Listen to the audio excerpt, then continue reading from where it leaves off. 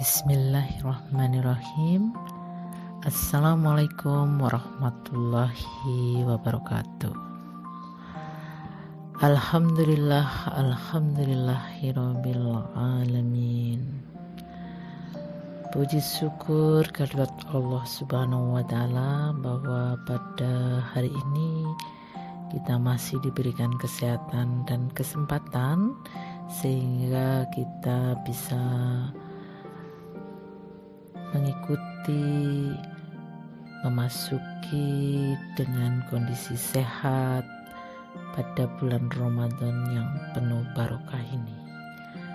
Hari ini saya akan menyampaikan yang sedang booming yang dibicarakan, yaitu tentang virus dan makhluk hidup yang berukuran kecil.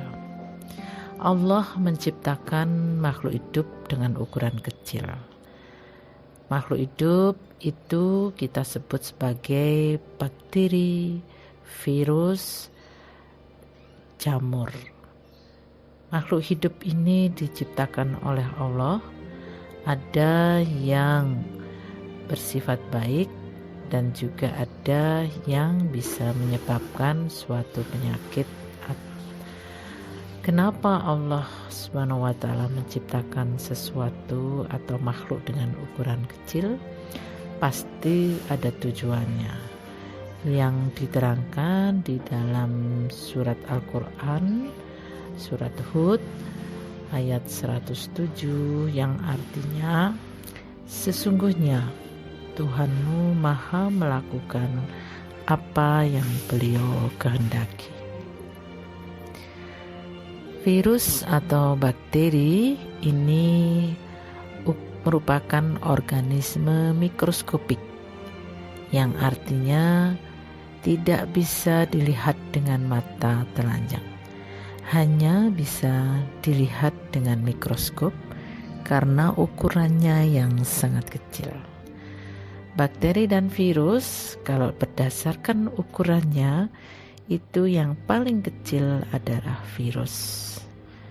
Sehingga seperti sekarang ini namanya virus corona tidak kelihatan di mata, tapi dia bisa menyebabkan sakit pada manusia.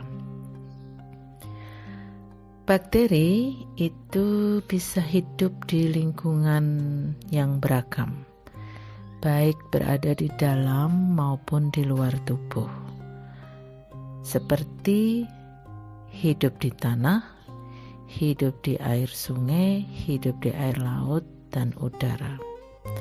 Namun, kalau virus itu dia hanya mampu memperbanyak diri, bereplikasi, itu memerlukan sel makhluk hidup. Karena virus ini tidak dilengkapi perlengkapan untuk bereproduksi sendiri. Jadi dia kalau mau mengembangkan dirinya, mau menambah jumlahnya, multiplikasinya, dia membutuhkan sel hidup yang dia tumpangi. Virus ini juga bisa menginfeksi hewan, tumbuhan maupun bakteri. Sama juga bakteri itu juga menginfeksi hewan, tumbuhan. Tapi bakteri tidak bisa menginfeksi virus. Tapi virus ini dia bisa menginfeksi bakteri. Bakteri itu seperti apa? Bakteri itu contohnya penyakit yang dapat menyebabkan sakit TBC. Bakteri yang bisa menyebabkan sakit tipes. Dan ternyata Allah menciptakan bakteri, virus, jamur itu ada yang memiliki sifat baik yang kita sebut sebagai normal flora. Dia tumbuh berada di dalam tubuh manusia, tapi dia tidak menyebabkan sakit pada tubuh manusia. Malah beberapa bakteri, virus atau jamur itu memberikan hal yang baik, membantu kesehatan pada manusia. Contohnya, bakteri yang ada di usus, yaitu E. coli. Dia membantu kesehatan pencernaan dengan menyerang kalau ada kuman yang ganas masuk atau patogen yang berbahaya pada tubuh. Dia akan berkompetisi sehingga kuman yang patogen ini dia bisa mati karena dibunuh oleh E. coli. Selain itu, bakteri atau virus bisa mengembangkan sistem kekebalan tubuh. Contoh yang lain seperti bakteri di kulit, Staphylococcus epidermidis, itu juga sama, dia akan menjaga kelembapan dari kulit. Kalau ada bakteri yang dari udara menempel di kulit, maka bakteri yang baik ini berusaha untuk mencegah atau menyerang bakteri yang patogen. Kemudian bakteri yang juga bisa menyebabkan penyakit seperti tadi TBC, difteri, tifoid, tipes. Kalau virus juga cukup banyak. Jadi virus itu bisa menginfeksi baik hewan tadi, contohnya corona itu awalnya sebenarnya dia menginfeksi hewan, tapi kemudian dia bisa menyebabkan infeksi pada manusia. Bakteri atau virus itu bisa tumbuh dipengaruhi oleh beberapa hal. Seperti kalau bakteri dia bisa tumbuh tergantung dari suhu. Tapi suhu bakteri itu ada yang memiliki suhu rendah. Ada juga dia bisa hidup pada suhu yang tinggi, lebih dari 60 derajat. Tetapi sebagian besar bakteri itu tumbuh pada suhu tubuh manusia. Jadi kurang lebih 36-37 derajat Celcius itu tumbuh dengan baik. Kelembapan juga sama. Bakteri itu membutuhkan air untuk tumbuh. Cahaya dia bisa tumbuh pada cahaya yang normal. Tapi kalau kena sinar matahari, ultraviolet, sinar X, sinar gamma, maka dia tidak bisa tumbuh dengan bagus. Virus juga sama. Karena tadi virus itu sifatnya adalah obligat intraseluler parasit. Jadi dia pasti merugikan dan dia bisa tumbuh kalau ada sel hidup yang dia tumpangi. Makanya kenapa kita harus hati-hati. Kemudian kalau yang jamur itu adalah organisme yang hidup secara alami di tanah atau tumbuhan dan bisa juga tumbuh di kulit manusia. Jadi jamur pun juga sama, ada jamur yang baik bagi tubuh kita. Seperti contohnya adalah Candida. Jadi jamur yang ada di alat kelamin itu dia menjaga keasaman, sehingga kalau ada kuman yang sifatnya basah maka dia akan mati. Jadi jamur juga sama, normalnya tidak berbahaya. Namun beberapa jamur juga bisa menghasilkan gangguan kesehatan yang serius. Nah, kalau kita lihat penyebaran penyakit infeksi itu bisa dari hewan ke manusia. Contohnya corona tadi ya, itu dari kelelawar yang kemudian ke manusia. Ada juga bakteri yang dimiliki oleh hewan, misalnya antraks. Dia juga bisa menginfeksi ke manusia. Kemudian penyebaran penyakit tentunya yang paling sering yaitu dari manusia ke manusia. Mikroba, jadi kayak virus, bakteri, jamur, itu bisa masuk menginfeksi, membuat gejala klinis yang kurang baik pada tubuh manusia, tergantung dari tempat jalan masuknya. Tempat jalan masuknya bisa melalui saluran pernapasan. Melalui pernapasan itu contohnya masuknya percikan dari saluran pernapasan yang bisa menyentuh mukosa, hidung, mulut, dan beberapa organ lain pada yang ditulari. Jadi makanya kenapa percikan dari saluran pernapasan itu bisa keluar pada saat bicara, pada saat batuk atau bersin. Makanya harus hati-hati kenapa memerlukan masker yang sekarang ini digalakkan oleh WHO, karena percikan dari saluran pernapasan saat bicara atau saat batuk atau bersin itu bisa bersama-sama dengan mikroba tadi, bisa bakteri, bisa virus yang bisa tertular kepada orang lain. Kemudian juga bisa melalui saluran pencernaan. Melalui saluran pencernaan, jadi tangan biasanya itu terkontaminasi oleh mikroba, bakteri, virus atau jamur. Atau juga melalui makanan dan minuman yang terkontaminasi.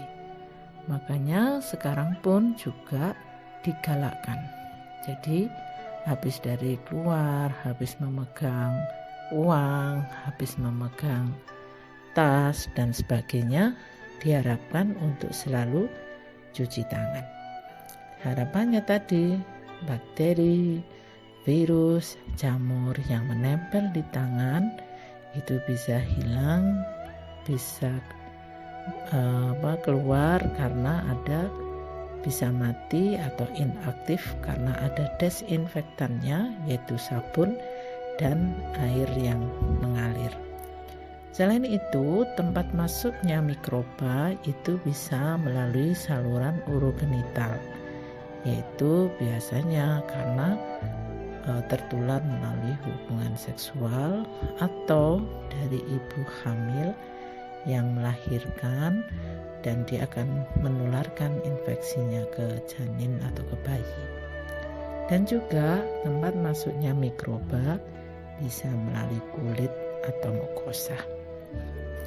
Penyakit itu bisa terjangkit pada seseorang itu tergantung dari, yang pertama adalah daya tahan tubuh, kemudian mikroorganismenya, dan tentunya adalah lingkungan.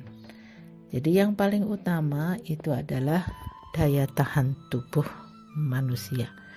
Kalau daya tahan tubuhnya bagus, tentunya mikrobanya tidak akan berkembang biak. Dan tadi yang kedua adalah mikroorganismenya, misalnya bakteri atau virusnya. Bakteri atau virus atau jamur yang masuk ke dalam tubuh itu juga tergantung dari jumlahnya.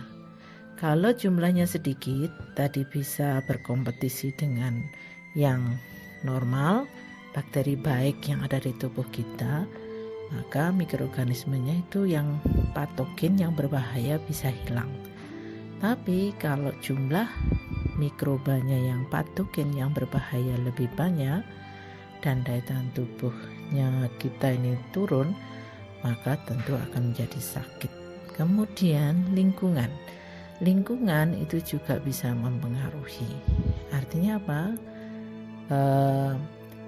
Kita melakukan cuci tangan dengan membersihkan, menggunakan masker, itu sebenarnya adalah memutus rantai di mana kita dengan lingkungan itu kita menjadi mencegahnya, sehingga rantai dari daya tahan tubuh, mikroorganisme, lingkungan bisa terputus, sehingga kita tidak menyebabkan sakit.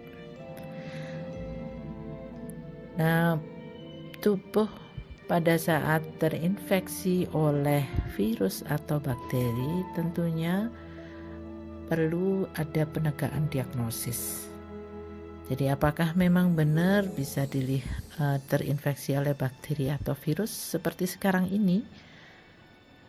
Ada yang disebut dengan rapid test, ada yang disebut dengan PCR. Itu adalah untuk menegakkan apakah seseorang itu terinfeksi oleh virus corona atau bukan.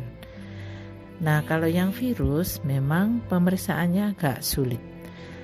Dengan rapid test negatif, tentunya harapannya dia tidak terinfeksi oleh virus corona. Tapi kalau dia bergejala, itu harus diulangi lagi. Kadang tubuh kita belum bereaksi karena adanya virus itu dan belum bisa terdeteksi di laboratorium, sehingga harus ada pengulangan. Kemudian rapid test itu juga ternyata memiliki kelemahan, belum tentu bisa mendeteksi adanya virus. Maka perlu ada pemeriksaan berikutnya, yaitu namanya PCR, yang bisa melihat memang di situ ada antigen. Jadi ketemu adanya virus dan itu baru bisa dinyatakan positif atau tidak. Sehingga kenapa banyak yang pasien belum terdiagnosis tapi sudah meninggal, apalagi karena tingkat kesulitan pemeriksaan lab juga sarana prasarana yang masih terbatas ya, sehingga tidak semua pasien dengan kondisi yang dicurigai terkena COVID itu bisa dilakukan pemeriksaan laboratorium. Kalau yang bakteri juga sama, lebih mudah sebenarnya kalau diidentifikasi, melihat pasien ini terinfeksi oleh bakteri apa. Jamur pun juga begitu. Nah, untuk pengobatan, kalau yang bakteri itu hampir sebagian besar sudah ada obatnya yang kita sebut sebagai antibiotik ya, contohnya amoxicillin, ampicillin, tetracycline itu adalah antibiotik yang digunakan untuk membunuh bakteri. Tapi kalau virus ini masih sedikit yang ditemukan obat antivirusnya. Jadi seperti corona sekarang ini masih belum bisa obat yang mampu membunuh virus, masih dalam proses pencarian, penelitian obat antivirus yang cocok dengan corona. Tapi sebagian besar virus ini memiliki sifat self-limited disease, artinya dia dapat sembuh sendiri. Jadi virus ini bisa menyebabkan timbulnya antibodi atau kekebalan di dalam tubuh. Kemudian kalau yang jamur, ada obat anti jamur. Jadi kalau kita lihat dari antibodi, yaitu kekebalan, yang paling utama biasanya adalah virus. Jadi virus, kalau kita terinfeksi oleh virus, maka antibodi yang terbentuk biasanya lebih tinggi. Kemudian baru bakteri. Jadi kalau bakteri itu dia juga menghasilkan gitu ya. Jadi tubuh kita bisa menghasilkan antibodi terhadap bakteri. Kemudian yang ketiga baru jamur. Jadi kalau jamur itu agak sulit ya, sehingga kenapa setelah terinfeksi jamur kemudian sembuh dikasih obat anti jamur, kondisi daya tahan tubuhnya turun, maka dia akan terinfeksi lagi, terinfeksi oleh jamur. Nah, di situ bahwa antibodi yang terbentuk tidak membentuk dengan baik ya, tidak seumur hidup. Nah, untuk pencegahan terjadinya infeksi, salah satunya seperti tadi, bisa melakukan cuci tangan, terus kemudian menggunakan masker. Jadi kalau batuk harus ditutup kan gitu ya dengan tangan, tapi kalau dengan menggunakan masker tentunya tidak percikan-percikan tidak ikut dalam udara. Kemudian juga bisa meningkatkan daya tahan tubuh kita. Ini adalah yang paling utama. Dengan jalan apa? Daya tahan tubuh kita itu bisa meningkat dengan 3 hal, yaitu yang pertama kebugaran, sehingga perlu adanya olahraga yang teratur. 1 minggu 3 kali cukup selama 30 menit. Ya, jadi di situ sel-selnya menjadi berubah, sel-selnya menjadi aktif karena ada aktivitas yaitu olahraga. Kemudian tidur, istirahat yang cukup, di mana kurang lebih 7-8 jam sehari. Tidur itu fungsinya adalah mengistirahatkan. Jadi kondisi di mana seharian menggunakan sel-selnya menjadi aktif, diberikan kesempatan sel-selnya untuk beristirahat, dia akan membentuk sel-sel yang baru. Kemudian tentunya juga yang ketiga, makan makanan yang bergizi dan halal.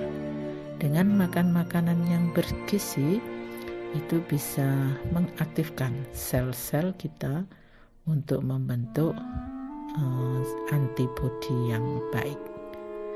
Kemudian pencegahan juga bisa dengan vaksinasi atau imunisasi. Jadi seperti anak-anak kecil yang usia kurang dari 1 tahun itu ada program imunisasi. Itu adalah memberikan vaksin ke dalam tubuh seseorang untuk mengaktifkan kekebalan terhadap suatu penyakit. Jadi pada saat kurang dari 1 tahun itu, seperti contohnya DPT, difteri, pertusis, tetanus, itu adalah memberikan kekebalan supaya tidak terinfeksi difteri, terinfeksi batuk rejan, pertusis batuk 100 hari, dan tetanusnya. Ada juga imunisasi BCG dan seterusnya. Tapi kenapa kok pada saat dewasa bisa terinfeksi juga, padahal sudah punya kekebalan? Ya, tergantung. Jadi tadi daya tahan tubuh, mikroorganisme, dan lingkungan. Jadi kalau dia pernah diimunisasi berarti dia memiliki kekebalan tubuh. Tetapi mungkin karena mikroorganismenya yang cukup banyak sehingga dia bisa terinfeksi.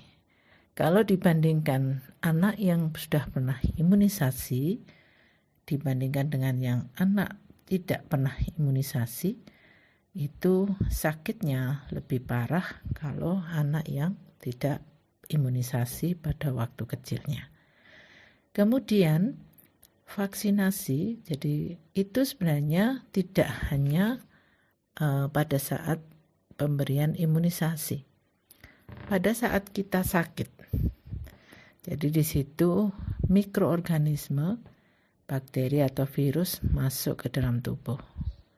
Nah itu juga sama sebenarnya, secara alamiah tubuh kita dimasuki oleh bakteri atau virus dan tubuh akan bereaksi dengan gejala sakit. Ya, jadi di situ tubuh akan berusaha untuk membuat kekebalan. Jadi masuknya kuman itu akan merangsang sistem imun di dalam tubuh. Jadi virus masuk tadi bisa pencernaan, bisa pernapasan, bisa urogenital tadi ya. Jadi tergantung. Kalau dia masuknya melalui pernapasan, maka sebenarnya Allah itu sudah memberikan kekebalan pada hidung. Dengan jalan apa? Dengan jalan bersin. Jadi bersin ini merupakan mekanisme tubuh untuk menghalau kuman atau antigen yang masuk ke dalam tubuh. Kemudian kalau melalui pencernaan, maka akan melalui muntah. Jadi muntah itu sebenarnya juga merupakan mekanisme tubuh yang akan mengeluarkan ya, atau mungkin perut menjadi sakit misalnya seperti itu. Tapi kalau mikroorganismenya tadi patogen, jadi bisa melalui bersin atau melalui batuk, ternyata kuman yang masuk ini dia lebih berbahaya, maka dia tetap akan masuk ke dalam tubuh.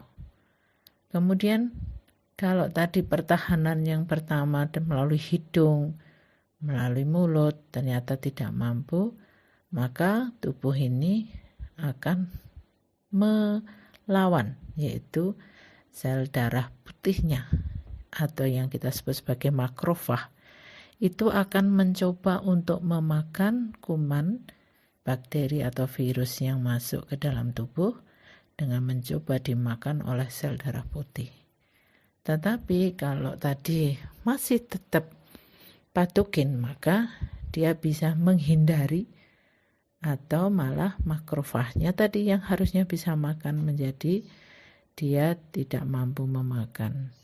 Maka tubuh akan memanggil sel yang lain, yaitu sel limfosit.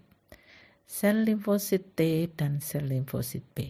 Nah, dengan memanggil sel limfosit T dan sel limfosit B, maka dia juga akan mencoba memakan dan dia akan memberikan menumbuhkan. Jadi dia akan membentuk antibodi atau kekebalan pada tubuh. Antibodi yang tumbuh di dalam tubuh itu mungkin awal sedikit. Tapi kalau kemudian ada virus yang masuk, maka langsung dikenali oleh sel limfosit T dan langsung dimakan oleh antibodi. Nah, di situ antibodi yang terbentuk juga akan menambah lagi. Sehingga kalau kita pada saat sakit itu harus tetap bersyukur. Karena apa? Karena Allah Subhanahu wa taala ternyata menambah kekebalan tubuh pada tubuh kita. Jadi harus tetap bersyukur walaupun kita sakit. Kenapa Allah itu menciptakan sakit? Bahwa sesungguhnya dari penyakit itu pasti ada obatnya. Yang dijelaskan dalam hadis riwayat Muslim, tidak seorang pun Muslim yang tertimpa kesusahan berupa sakit atau lainnya, kecuali Allah menggugurkan kesalahannya.